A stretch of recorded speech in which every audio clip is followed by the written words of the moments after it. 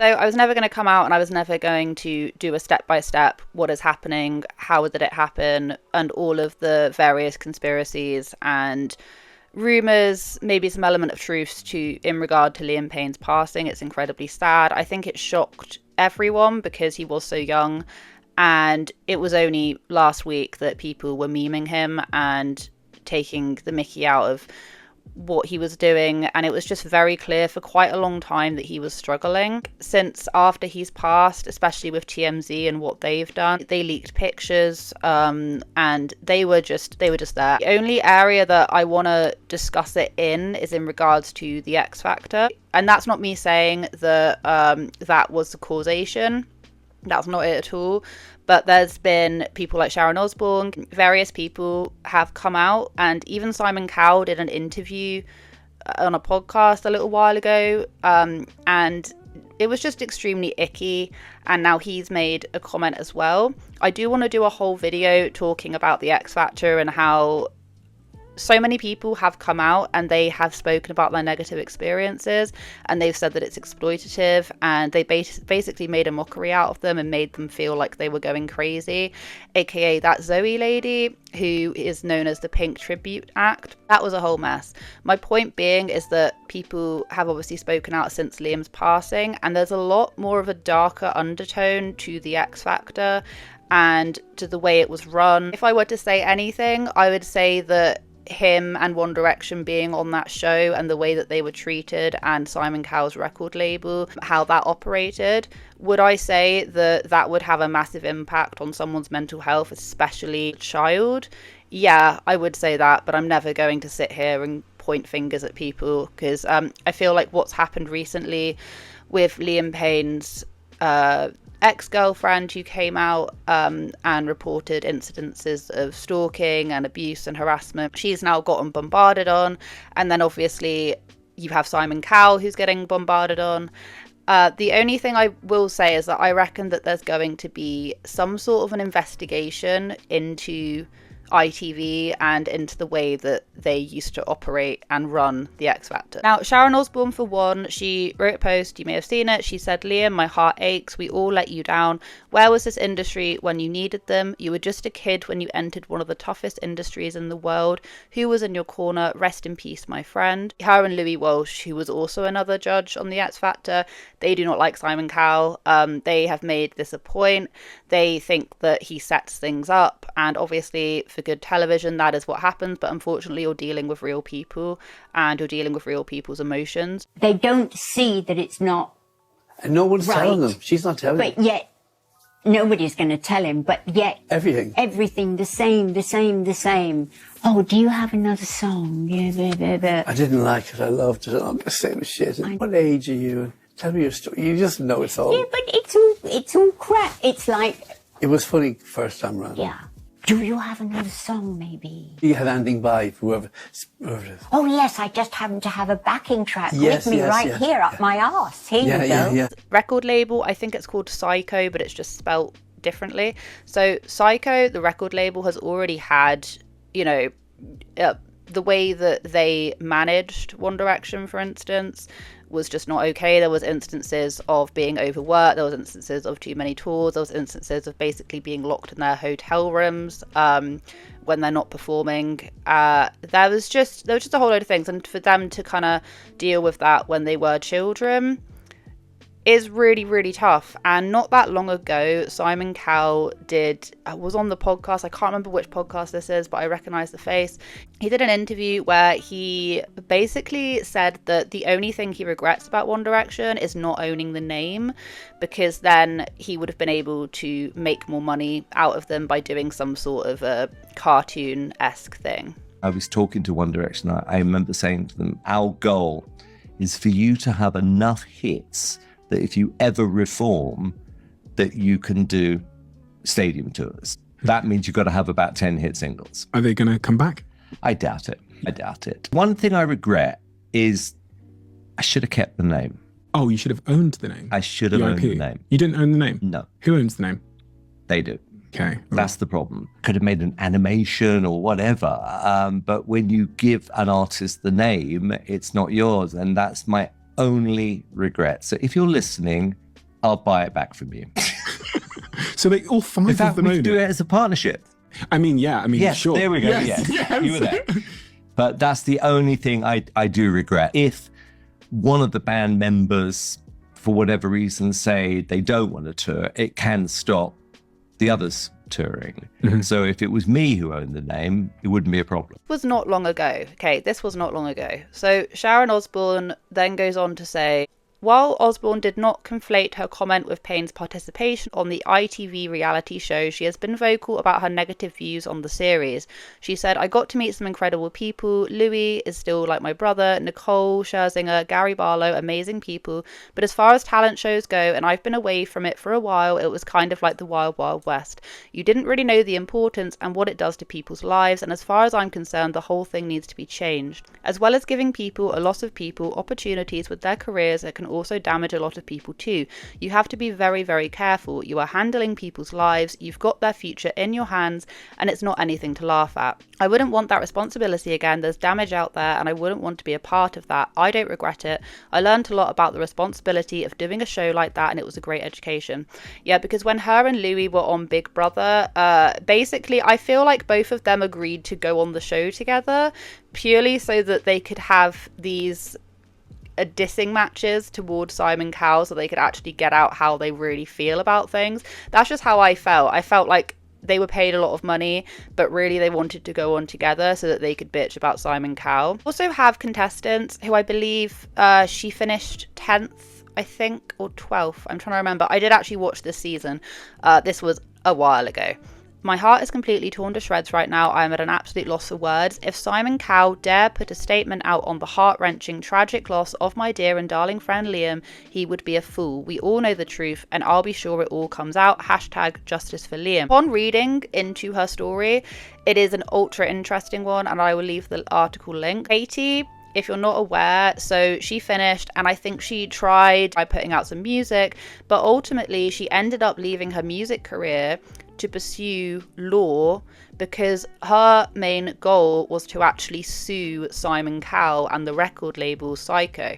And I did not know about this, but Katie was a very good friend of Liam's. She's basically had an agenda this whole time in order that she wants to be able to sue Simon Cowell. Now, I don't like the fact that loads of people, if you go and find interviews of her that she's just done when she's looking sad and she's talking, I don't like people that are then saying, oh, she's just trying to get her 15 minutes worth of fame. I do think that they were all very close, especially on that season. But she has been extremely vocal about what the X Factor was like and the BBC, ITV and all of that. She's been extremely vocal, but she has had her eyes on trying to get the truth out about Simon Cowell for a little while. It's true that when your artists make their records, that often you'll go in and just play a triangle or something on the track.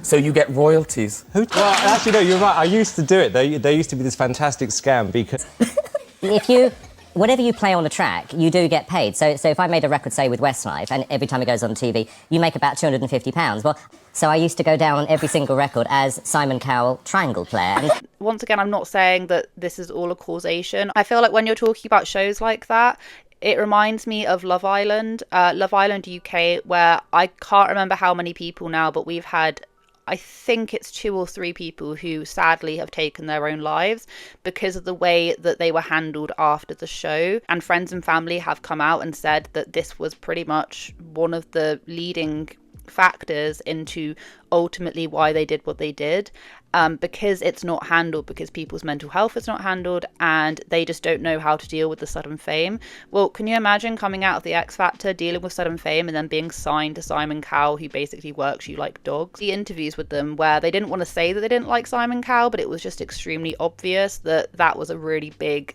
tension. Had ex auditionees, like I was just mentioning. We had Zoe, I'm so sorry I cannot remember your last name, I'll put you up here, where she's now forever known as the crazy Pink Lady tribute act. She actually came out a couple of years ago and she made this this TikTok series where she was talking about what actually happened when she auditioned. You told me to sing a Pink song.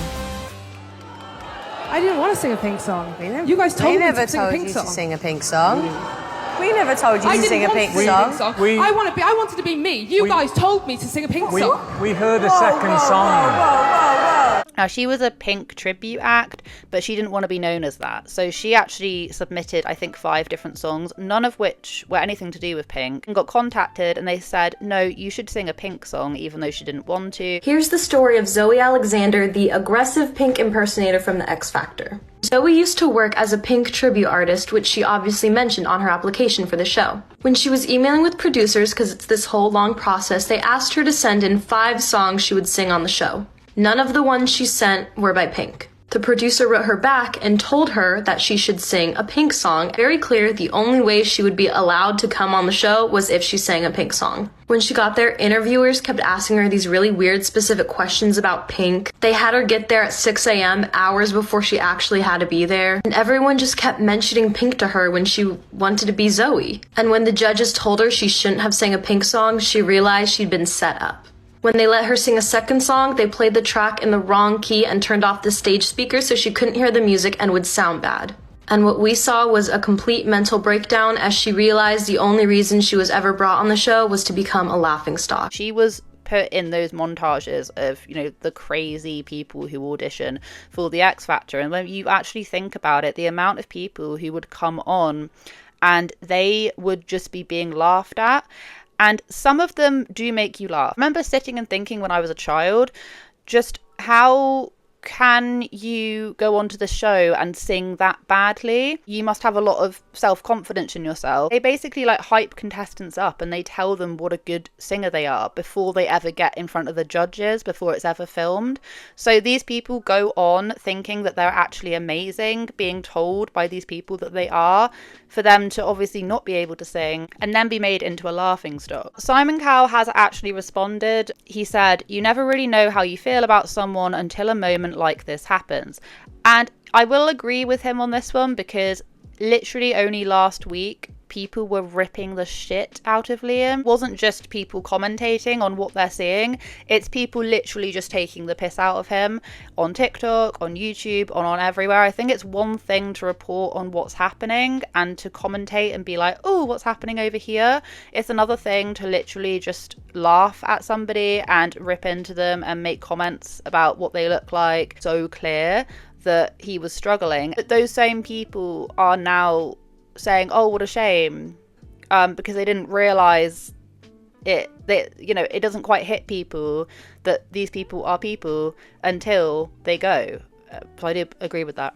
Liam, I am truly devastated, heartbroken, and I feel empty, and I want you to know how much love and respect I have for you. Every tear I have shed is a memory of you. This is so difficult to put in words right now. I went outside today and I thought about so many times we had together. I wanted to let you know what I would always say to the thousands of people who would always ask me, what is Liam like? And I would tell them you were kind, funny, sweet, thoughtful, talented, humble, focused, and how much you love music and how much love you genuinely had for the fans. I had to tell you when you were 14 that this wasn't your time, and we both made a promise that we would meet again. A lot of people would have given up. You didn't. You came back, and within months the whole world knew Liam, and you never forgot the fans. I watched you spending so much time with people who had wanted to meet you. You really cared. You came to see me last year, not for a meeting, just to sit and talk, and we reminisced about all of the fun times we had together and how proud you were to be a dad. After you left, I was reminded that you were still the sweet, kind boy I met all those years ago.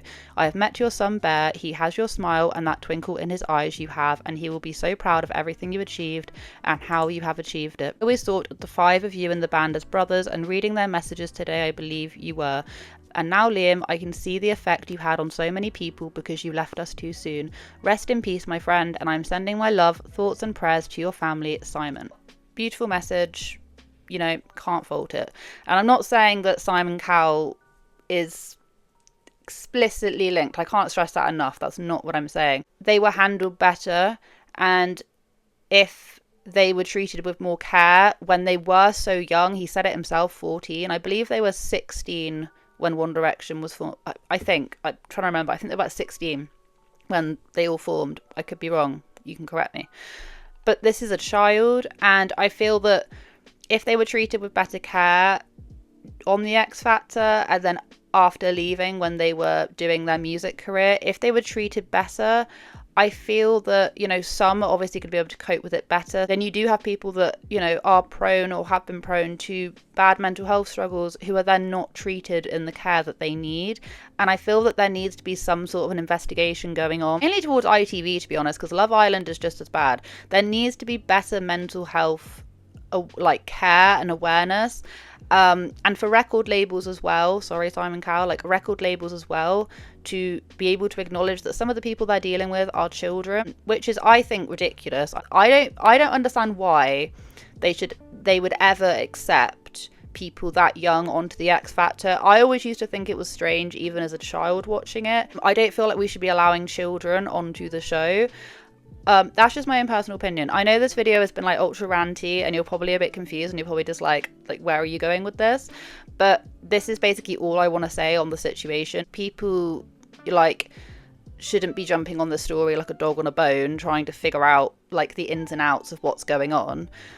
You should be looking at, you know, how can we try and prevent this from ever happening again? And sometimes it can be unavoidable, but in this case, I feel like maybe it could have been avoidable if better care was taken way back when. Think about literal children, which is just so terrifying, that they can go and they can become this famous and then not have any proper mental health care, and just, you know, that's just what I think. That's just what I think. And maybe I've just spoken a bit too much and I said I wouldn't, but that's all I wanted to say on this topic of conversation. I hope you guys have a wonderful day wherever you are in this world. Take care of each other, take care of yourselves. I will catch up with you guys in the next video.